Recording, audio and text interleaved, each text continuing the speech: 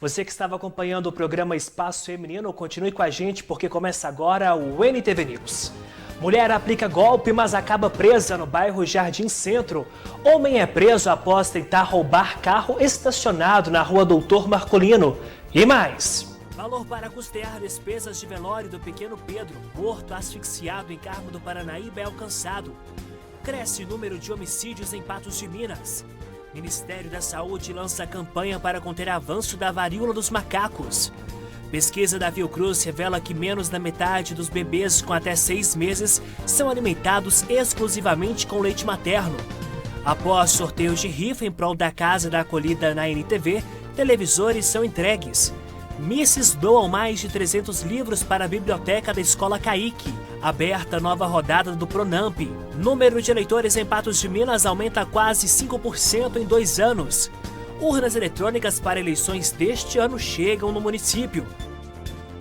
Este é o NTV News que começa agora.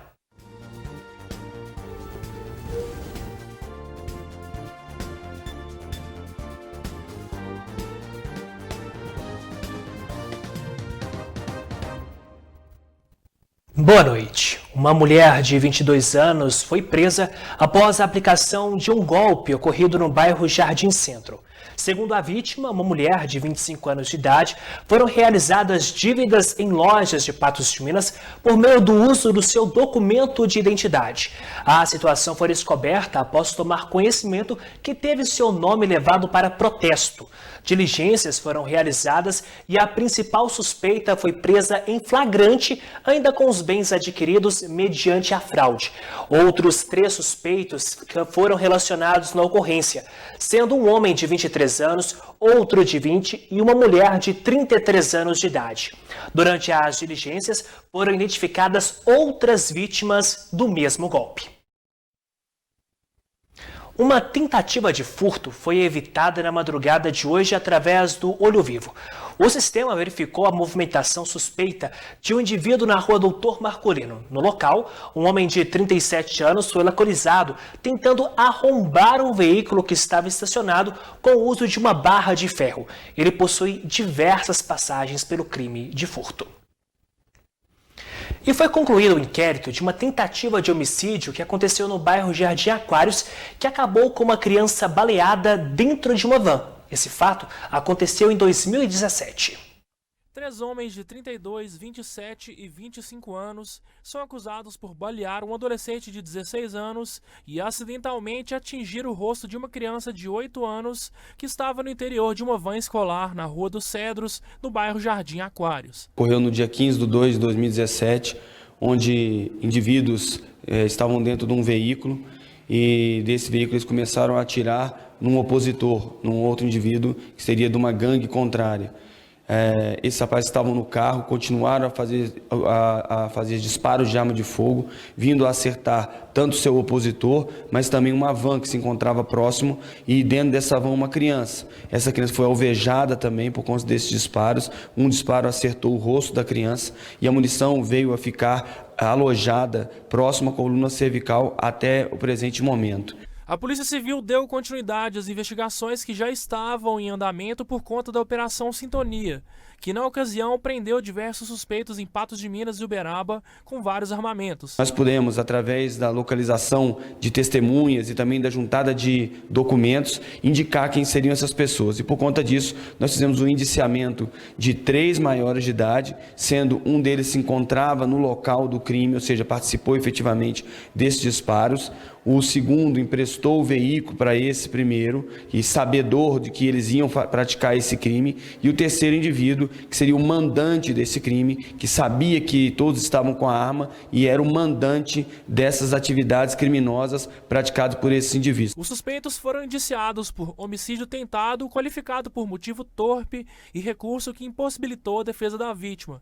além de corrupção de menores e crime organizado, cujas penas somadas podem resultar em mais de 20 anos de cadeia. Nós já enviamos esse procedimento ao Poder Judiciário, ao Ministério Público.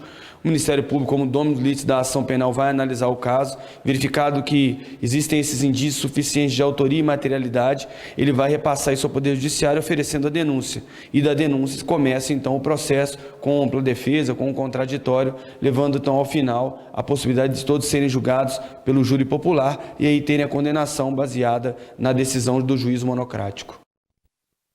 O NTV News faz uma pausa rápida e depois do intervalo a gente continua com mais destaques que marcam esta quarta-feira em Patos de Minas. Você vai ver também que a vaquinha solidária realizada para custear os pagamentos do velório do pequeno Pedro em Carmo do Paranaíba, que foi morto asfixiado, foi alcançado. Nós voltamos já.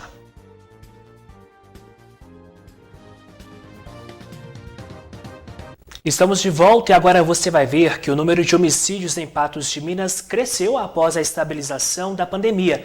No entanto, os números ainda são inferiores aos de 2019. Em Patos de Minas foram registrados 26 homicídios em 2019. Nos 2 anos subsequentes de pandemia, este número caiu 26% em 2020 e 47% em 2021.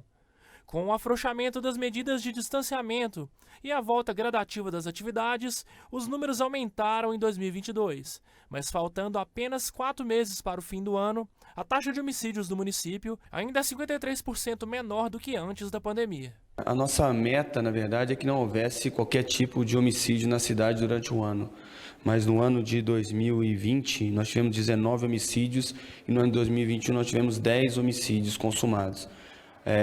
Nesse ano de 2022, nós estamos atualmente com 12 homicídios consumados correndo aqui na Delegacia de Crimes contra a Vida, sendo que todos esses já têm a autoria definida e já estamos aí repassando isso aí ao Poder Judiciário, ao Ministério Público, de acordo com o tempo e com as nossas condições de passar isso o mais rápido possível, chegando a todos os envolvidos. A redução também é percebida nos assassinatos de mulheres relacionados à misoginia ou violência doméstica. Foram 2 feminicídios esse ano, que estão aí por conta da Delegacia de Mulher e estão sendo muito bem cuidados pela delegada com a atribuição no caso, para que todos os indivíduos que cometeram esse crime sejam aí punidos na medida de sua culpabilidade. Apesar da alta nos homicídios, o delegado Luiz Mauro Sampaio afirma que todos os crimes ocorridos em Patos de Minas no ano de 2022 já foram concluídos ou estão praticamente solucionados. Tem vários ainda em andamento que nós temos que finalizar algumas partes burocráticas e outros para tentar localizar outros indivíduos que possam ser coautores ou partícipes.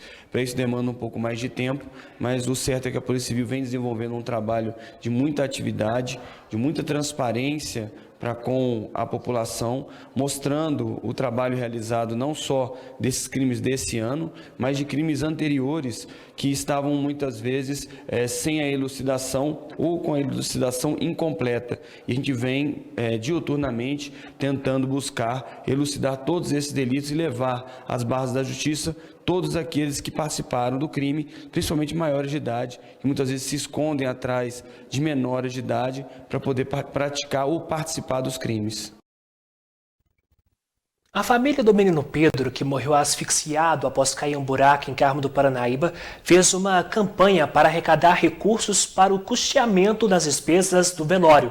Esse valor foi alcançado. A morte trágica do menino Pedro provocou uma onda de dor, comoção, questionamentos e também de solidariedade. Sem dinheiro para pagar as despesas funerárias, a família resolveu fazer uma campanha. Inicialmente foi pedido R$10 mil. Em menos de um dia, o dinheiro já foi arrecadado e o valor supera a quantia solicitada. Pedro Augusto foi sepultado nesta terça-feira em Carmo do Paranaíba. Centenas de pessoas foram dar o último adeus ao menino de 8 anos. Está sendo difícil mais. Meu neto, o único filho que meu filho tem, está difícil, gente. Nossa, ele era feliz, amoroso, abençoado, o menino que amava todo mundo, chegava lá, abraçava minha mãe, quando eu vinha, ele falava, vovó, eu te amo demais. Amava os coleguinhas, amava tudo, amava a mãe, o pai, ele era uma benção. Eu acho que nós não vamos aceitar, eu não sei não, meu pai, só Deus, né, para dar força para a família toda, né? O garoto morreu asfixiado depois de ficar 18 horas em um buraco aberto para a construção de um reservatório de água. Em nota, a empresa responsável diz que lamenta a perda e ressalta que outra empresa terceirizada havia sido contratada para executar a obra. Informa que vai colaborar com as investigações. A Polícia Civil já instaurou inquérito para apurar as responsabilidades. O pedido da população agora é por justiça. A gente também fica muito triste, que a gente também tem as famílias da gente, tem os filhos da gente, então a gente fica muito triste. A cidade nossa ficou arrasada, viu? Isso é uma situação triste demais para a gente que são amigos da família e para a família, só Deus para confortar o coração deles. É muito triste. Com certeza a mãe e o pai têm todo o direito de exigir justiça por causa que o buraco estava aberto, né? No meu ponto de vista, deveria ter soldado a tampa lá naquele buraco, porque ali passa criança constantemente, o tempo todo. Tem criança ali perto. Uma fatalidade dessa aí é muito irregular. O Ministério da Saúde lançou uma campanha nacional para impedir o avanço do vírus da varíola dos macacos no Brasil. A campanha, lançada em Brasília pelo Ministério da Saúde, será veiculada na imprensa de todo o Brasil com o slogan "Fique bem com a informação certa". O ministro da Saúde, Marcelo Queiroga, apresentou os dados de contaminação da varíola dos macacos, além do perfil das pessoas que contraíram o vírus. A ideia é evitar estereótipos e também apresentar as medidas de prevenção corretas contra a disseminação da doença. Os principais sinais e sintomas são lesões na pele, febre, inchaço dos gânglios, dor de cabeça e no corpo. A doença pode durar de 2 a 4 semanas. Em caso de sinais e sintomas, procure imediatamente uma unidade de saúde. Varíola dos macacos. Fique bem com a informação certa. Ministério da Saúde. A campanha começa justamente no momento em que o Brasil se torna o terceiro país com mais confirmações, com 3.896 casos. Em Minas Gerais, a Secretaria de Saúde confirmou no último boletim epidemiológico 13 novos casos, totalizando 206 confirmações da monkeypox. 486 casos estão sob investigação. A única morte registrada no país foi a de um homem de 41 anos em Belo Horizonte. Vale ressaltar que Minas Gerais registrou o primeiro caso de varíola dos macacos em animal. Esse animal teve contato com seu dono, também infectado pelo vírus. A gente continua falando de saúde, mas muda o foco agora, porque agosto é considerado o mês de conscientização ao aleitamento materno. A alimentação infantil exclusiva com leite materno é recomendada pela Organização Mundial da Saúde. A amamentação dá todos os nutrientes que o bebê precisa e ainda ajuda no desenvolvimento do sistema imunológico. Isso sem contar a contribuição para a saúde da mãe. Por isso, o aleitamento materno passou de pouco menos de 3% em 1986 para 45% em 2020. E a ideia é fazer com que esse índice alcance os 60% até 2030. Mas essa busca pelo aumento na amamentação pode estar ameaçada. Um estudo publicado pela Fiocruz, em parceria com outras 9 instituições, aponta que 7 a cada 10 pediatras recebem benefícios das fabricantes de fórmulas infantis como estímulo para indicação desses produtos, prática que é proibida por lei desde 2006. Para a pesquisa, foram ouvidos 217 pediatras de 6 cidades brasileiras. Desses, cerca de 85% participaram de congressos científicos entre 2018 e 2019, e mais da metade recebeu benefícios das empresas promotoras desses eventos, que vão desde materiais de escritório, como canetas e agendas, até jantares, hospedagens e passagens. Tem outros estudos que mostram que a indústria oferece continuamente esses pequenos agrados, esses pequenos mimos para os profissionais de saúde, para que na hora que eles estiverem falando sobre alimentação infantil, eles se lembrem daquela marca específica que ele costumeiramente recebe os benefícios. Quando você participa de um evento ou quando você participa de um congresso em que você tem um patrocínio, infelizmente você acaba recebendo uma mensagem de que a fórmula tem um papel muito importante e acho que sim, você acaba sendo influenciado de forma incorreta quando a gente vai fazer a prescrição. A empresa mais citada pelos profissionais entrevistados foi a Nestlé.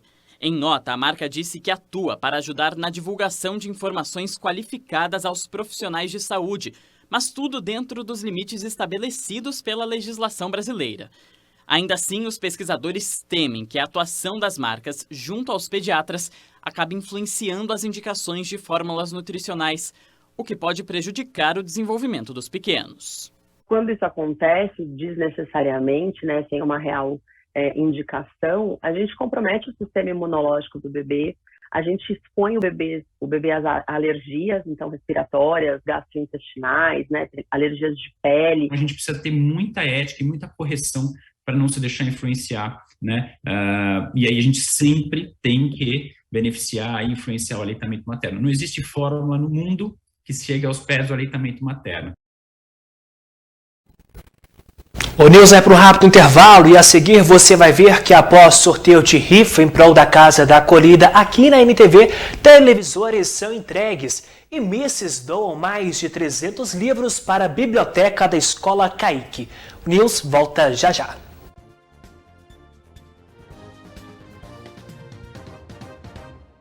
No dia 27 de julho, 3 televisores foram sorteados aqui na programação da NTV por meio de uma rifa em prol da Casa da Acolhida.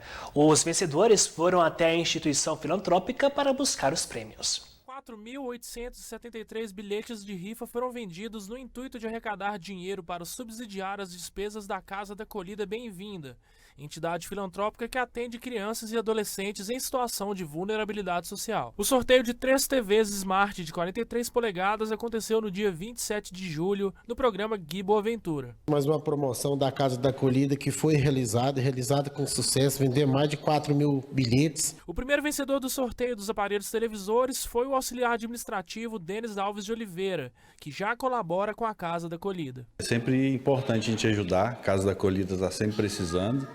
E eu contribuo mensalmente e comprei a rifa na ocasião e fui contemplado. Outro contemplado que também contribui mensalmente com a instituição é o Hernando Daniel Fernandes, que também já sabe onde irá colocar a televisão nova. Eu vou colocar lá num quarto lá, né? Vai ficar bom lá na assistir televisão. E o terceiro sorteado foi o Michael Jackson, que colaborou com a Casa da Acolhida pela primeira vez e veio de patrocínio com a família para buscar o prêmio. Eu achei muito legal a iniciativa, né? E quando a coisa toca a gente, tem que ajudar, né? E sempre quando precisar, a gente está à disposição. Quem não conseguiu vencer desta vez terá mais 5 chances, já que outra rifa da Casa da Acolhida já está em andamento. Nós iniciamos no início desse mês de agosto mais uma promoção que será 5 aparelhos de TV. É o valor de R$15. O pessoal do telemarketing vai estar ligando até a sua empresa, até a sua residência, vai estar vendendo o bilhete, mandando um mensageiro devidamente identificado para poder estar recebendo. Para informações sobre como adquirir os bilhetes, entre em contato com a Casa da Acolhida por meio do telefone 3823-3110. O sorteio será realizado no dia 28 de dezembro no programa Gui Boaventura. Você que quer ajudar a Casa da Acolhida, quer concorrer 5 aparelhos de TV, adquire seu bilhete a apenas R$15. Além de você estar concorrendo prêmios, você está sendo solidário com a causa nobre, com a causa justa, que é ajudar a Casa da Acolhida. Entidade essa que abriga e cuida de crianças de 0 a 12 anos em situação de risco social. Já vou adquirir minha rifa, hein? E olha só essa iniciativa. A Biblioteca da Escola Caique recebeu mais de 300 livros. As obras foram doadas por meio de campanha promovida por Misses de Patos de Minas. 312 livros foram arrecadados e doados para o acervo da Biblioteca da Escola Municipal Professor Aristides Memória por meio do projeto Passo de Arte, criado pela Miss Patos de Minas CNB, Emanuele Cristina. E o meu objetivo é disseminar a arte para as pessoas e o conhecimento sobre a literatura, né? Porque eu acredito que isso engrandece a pessoa. Então, o meu objetivo desde o início sempre foi incentivar a arte e a literatura para as crianças e adolescentes. A iniciativa contou com o apoio do projeto Corrente do Bem, da Miss Minas Gerais CNB, Brenda Evelyn. Eu idealizei o Corrente do Bem em meio à pandemia e muitas pessoas estavam precisando aí de doação. Então a gente arrecadou várias formas diferentes aí de ajudar as pessoas de certa forma, como cestas básicas, a gente arrecadou vários chocolates também para doar na Páscoa, vários acessórios para as senhoras do Padre Elaô. E agora não foi diferente, a gente arrecadou vários livros aí para estar doando para a escola CAIC. Para a diretora do CAIC, o projeto é de extrema importância para fomentar a leitura dos alunos. Quando as meninas entraram em contato comigo, eu achei maravilhoso o projeto delas, só tenho a agradecer. E vai ajudar muito na alfabetização, na diversificação de gêneros textuais dos nossos alunos, diversos tipos de leituras. Eu cresci aqui nas redondezas do CAIC e eu sempre soube que aqui é um lugar que necessita de atenção. Então, eu incentivo as pessoas a doarem para cá livros, é uma escola que necessita, então, por favor, doem. Durante a entrega dos livros, os alunos até pediram que as misses concedessem autógrafos. Para eles, a literatura é essencial para o progresso de aprendizado. Acho muito importante, assim, porque principalmente tem criança que não sabe ler, que ajuda a interpretação dos alunos. E eu gostei muito por causa dessa doação que nós estamos recebendo aqui, é muito bom. Eu acho que ler é muito importante porque ajuda ao desenvolvimento da pessoa, tiver lá mais na frente, fazer uma faculdade para ajudar a ler e pode desenvolver na interpretação, para ficar mais rápido, pensar nas coisas mais rápido. Eu acho que é isso. Foi muito bom, os livros ajudam pelo crescimento da criança, pelo desenvolvimento, e é muito bom ler assim para ajudar a memória. Para as crianças mais novas vai ser muito bom, para eles já aprender a ler, já melhorando a leitura. O meu projeto ele foi criado com o objetivo não só de ajudar as pessoas, mas também para levar para o Miss Minas Gerais agora em outubro, que eu estou indo representar Patos. E nós temos a prova do nosso projeto social e é simplesmente a prova mais importante do concurso. Então, eu quero ir representar a cidade, eu quero levar o nome da cidade da melhor forma possível e quero desenvolver esse projeto da melhor forma que eu puder também. Emanuele ainda continua arrecadando livros e busca voluntários para expandir o projeto. Interessados em colaborar podem procurá-la pelo número 34 99812 4801. No momento, eu estou lecionando aulas de dança voluntária. Quem tiver interesse também é só entrar em contato comigo. E mais pra frente eu tenho interesse em expandir isso para teatro, música, todas as vertentes aí da arte. O tempo seco tem provocado diversos focos de incêndio em Patos de Minas. Nesta quarta-feira, 2 foram registrados na Avenida Fátima Porto e no bairro Ipanema. O incêndio aconteceu nessa mata que fica ao lado aqui da Avenida Fátima Porto, em Patos de Minas. De acordo com informações e vídeos que a nossa reportagem começou a receber, vários focos de incêndio foram registrados nessa área aqui, que fica ao lado do córrego do Monjolo. Inclusive, contou com o apoio de equipe do Corpo de Bombeiros para vir até o local e fazer o controle dessas chamas. Eles usaram abafadores e também algumas bombas que fazem uma espécie de aceiro e debelam o fogo. De acordo com o Corpo de Bombeiros de Patos de Minas, essa não é a única solicitação do dia, já que em uma área que fica próxima ao Campo do Mamoré também foi destruída pelas chamas.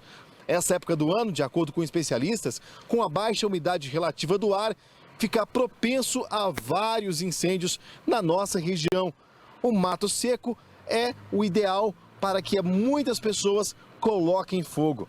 Ainda de acordo com o Corpo de Bombeiros, na maioria dos casos, os incêndios não acontecem do nada, Sempre alguma pessoa é quem coloca fogo no local onde há capim seco. E a população é quem sofre com toda essa situação, já que olha só a quantidade de fumaça. E é nessa área que nós estamos, existem várias residências, várias casas, comércios que sofrem com toda a fuligem, com toda a fumaça. E é claro, uma época seca também, de acordo com especialistas, é péssimo para a saúde por causa da baixa umidade relativa do ar. E claro, as doenças no trato respiratório podem aumentar de maneira drástica. Situação complicada, né? Vamos então à previsão do tempo para esta quinta-feira em Patos de Minas. Previsão do tempo. Oferecimento New Color. Óticas New Color. 35 anos de tradição e qualidade em Patos de Minas. A quinta-feira deve ser com poucas nuvens e tempo seco no Alto Paranaíba e Noroeste. A umidade relativa do ar permanece em baixa, girando em torno de 20%. Em Patos de Minas, as temperaturas variam entre 13 e 29 graus. Em Lagoa Grande, 17 a 30 graus. Em Carmo do Paranaíba, a mínima deve ser de 14 e a máxima deve alcançar os 27 graus. Já em Presidente Olegário, a máxima prevista é de 30 graus. E em Patrocínio, os termômetros devem registrar máxima de 29 graus nesta quinta-feira. Você vai ver a seguir que o número de eleitores em Patos de Minas aumenta quase 5% em 2 anos. E urnas eletrônicas para as eleições deste ano chegam no município. Vamos agora a um giro de notícias que marcam essa quarta-feira. A partir desta sexta-feira, as emissoras de rádio e TV começam a vincular a propaganda eleitoral gratuita para todos os cargos referentes ao primeiro turno das eleições 2022. Serão 35 dias de programação até o dia 29 de setembro.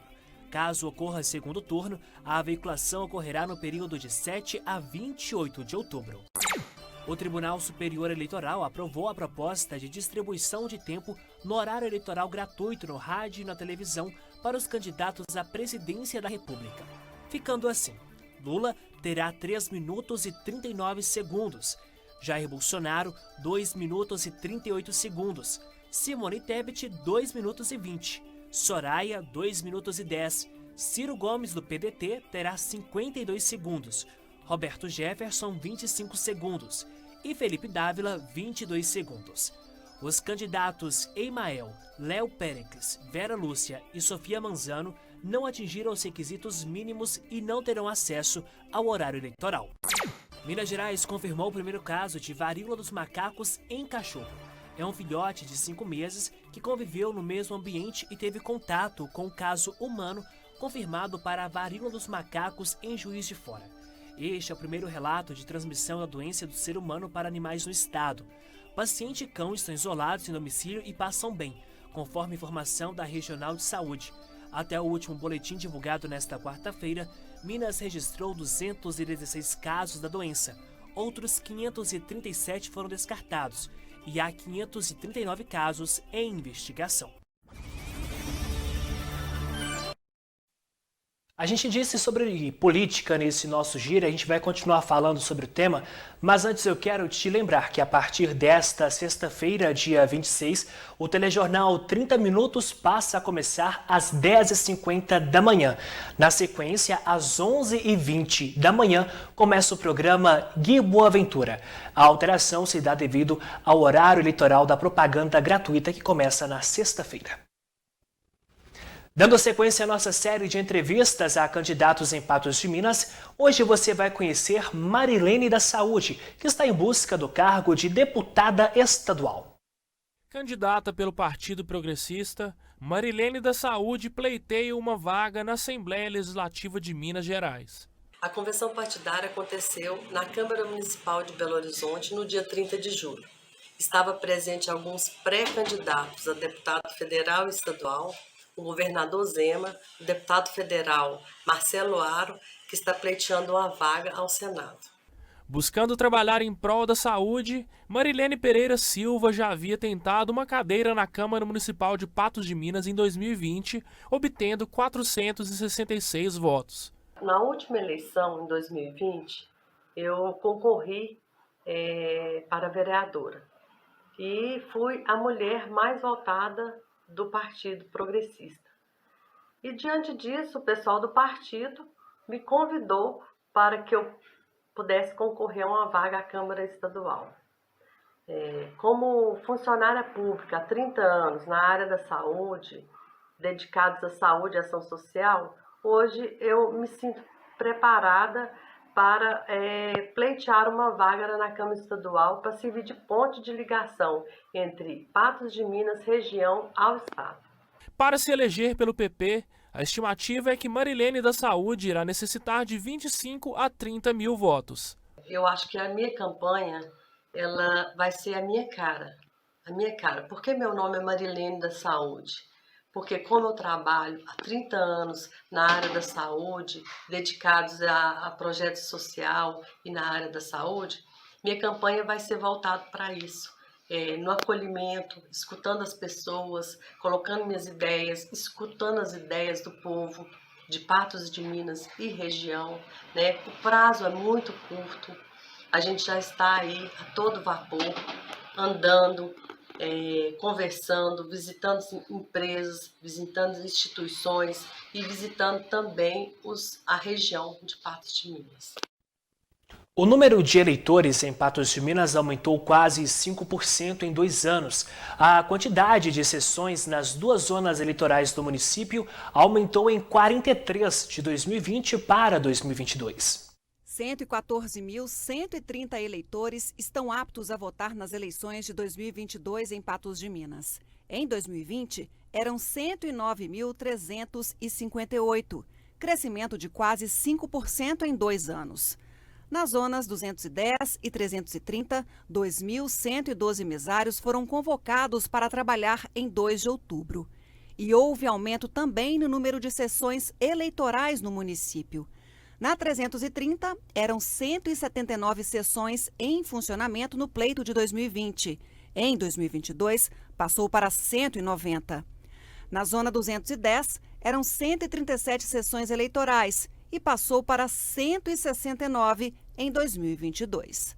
Para saber o local onde você vota, é só consultar o site do Tribunal Superior Eleitoral. Basta informar seu nome ou número do título de eleitor ou CPF, a sua data de nascimento e nome da mãe. E as urnas eletrônicas que serão utilizadas nas eleições de outubro foram descarregadas nas zonas eleitorais de Patos de Minas nesta quarta-feira. Dos 488 dispositivos recebidos, 226 foram destinados para a seção 210 e outros 262 para a seção 330. As urnas eletrônicas que serão utilizadas nas eleições de outubro foram descarregadas nas zonas eleitorais de Patos de Minas. Dos 488 dispositivos recebidos, 226 foram destinados para a seção 210 e outros 262 para a seção 330. São 95 caminhões distribuindo as urnas eletrônicas para as zonas eleitorais de 851 municípios mineiros. Esse aqui que chegou em Patos de Minas saiu para entrega no dia 23 de agosto. Cada caminhão desses chega lacrado e com cadeados e durante todo o trajeto eles são monitorados pelas polícias militar rodoviária e rodoviária federal para que tudo ocorra em segurança. As urnas estão sendo catalogadas e armazenadas no prédio do cartório federal por determinação do chefe de cartório e os juízes de cada zona eleitoral. E o local é monitorado pela Polícia Militar. De acordo com o TRE, Tribunal Regional Eleitoral, a estimativa é que em Minas Gerais 16 milhões de eleitores compareçam às urnas no dia 2 de outubro. Para isso, 49 mil urnas de um total de 55 mil estão sendo distribuídas pelo Estado desde o dia 1º de agosto, com previsão de término para o próximo dia 26. A entrega e o posterior recolhimento das urnas está sendo realizado pela empresa terceirizada RM Transportes. O NTV News faz um rápido intervalo e na volta a gente continua com mais informações. Não saia daí. 2 suspeitos de assassinar um homem em julho de 2016 foram absolvidos no Tribunal do Júri em Patos de Minas. De acordo com os jurados, houve falta de provas. O crime aconteceu na noite do dia 21 de julho de 2016. Na Avenida Adrião Caixeta Ribeiro, no bairro Bela Vista, em Patos de Minas. Everton e Gabriel eram suspeitos de assassinar James de Cássio Vieira Pereira. A informação é que a vítima teria uma dívida com Everton por tráfico de drogas. Na denúncia, consta também que Gabriel, a mando de Everton, teria ido até a casa da vítima. Depois de uma breve conversa, atirou contra ela.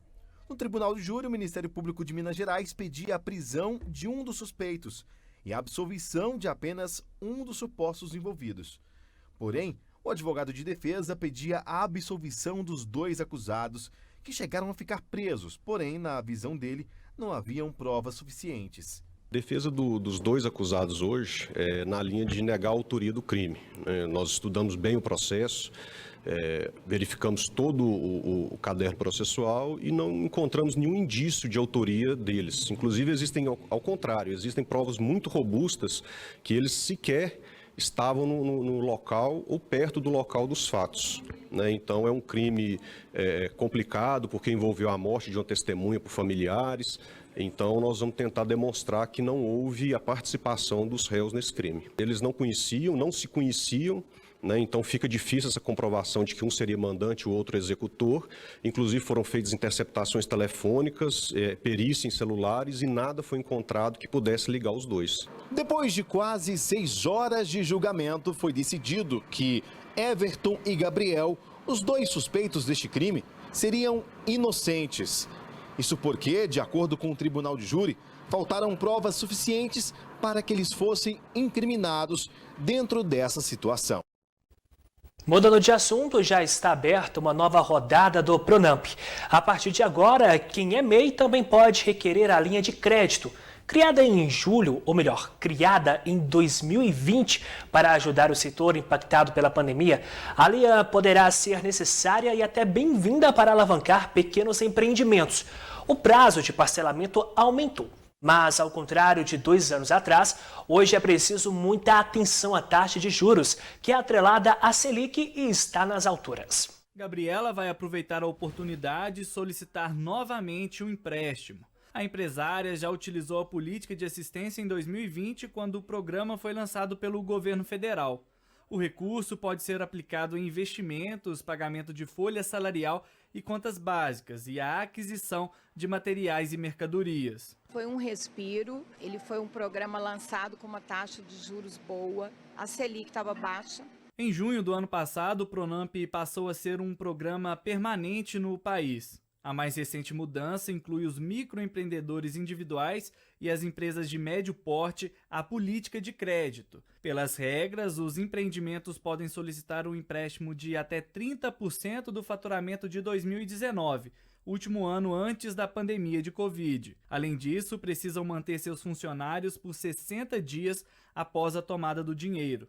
O valor recebido pode ser dividido em até 48 parcelas, sendo 11 de carência e 37 para o pagamento. Mas a taxa de juros anual máxima subiu. Será calculada de acordo com a Selic e terá adição de 6%. É importante reforçar que esse crédito ele é atrelado à Selic, então ele pode variar conforme essas oscilações da Selic, como nós vimos em 2020. A Selic estava em cerca de 2% e hoje ela já está a mais de 13%. Então pode ser que ela suba ao longo dos próximos meses, impactando no valor da parcela. Então é importante ficar atento a isso e levar isso em consideração na hora de fazer as análises para solicitar esse empréstimo. Mas também ela pode cair ao longo desses 4 anos da vigência da cédula de crédito. O setor de alimentação fora de casa é um dos que mais sofre com o fantasma da inflação sobre os empréstimos. Um levantamento da Associação de Bares e Restaurantes ouviu quase 1.700 empresários em todo o Brasil. Desses, 69% têm dívidas com instituições bancárias.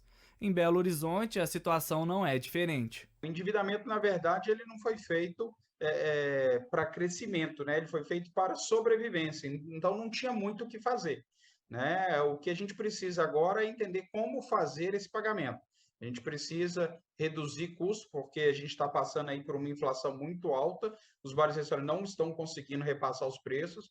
O que a gente precisa, evitar o endividamento não tem, porque ele já foi contraído. O que a gente precisa agora é reduzir custos para melhorar as margens dos restaurantes para conseguir saldar essas dívidas, né? Apesar que tem um novo Pronamp saindo, mas as pessoas têm que tomar muito cuidado, né, de pegar, muitas vezes pega um Pronamp aqui para pagar o outro e isso acaba virando uma bola de neve. Tem que entender a situação de cada um. A situação da Gabriela é um exemplo dessa herança. Antes das medidas de isolamento impostas para controlar a pandemia, a empresária era sócia de 8 restaurantes. 2 foram fechados. E as parcelas mensais do Pronamp chegam a mais de R$100 mil. Para ela, uma solução seria estender o prazo de pagamento do empréstimo. O ideal, são 24 meses. O ideal seria a gente pagar ele no mínimo em 48 vezes. E a gente torcer para a Selic diminuir, né? Ainda segundo o estudo da Brasel, quase 14% das contas mensais dos empresários estão comprometidas com o pagamento dos empréstimos. 67% usaram linhas regulares de crédito e 59% o Pronamp. 13% estão com o pagamento do programa atrasado. Para a associação, os administradores precisam se prevenir e criar novas ações para diminuir os custos. O que mais dificulta, né, o que encarece também esse empréstimo, é que alguns bancos colocam condições para contratação, como seguro prestamista, e isso acaba subindo ainda mais o empréstimo, né? Dificulta para o empresário pagar. Então, precisa melhorar isso. Os bancos precisavam entender que não dá para cobrar esse seguro prestamista. Tem que emprestar dentro da realidade que o mercado hoje pode pagar. O NTV News de hoje vai ficando por aqui. Muito obrigado pela sua companhia. Até amanhã. Boa noite.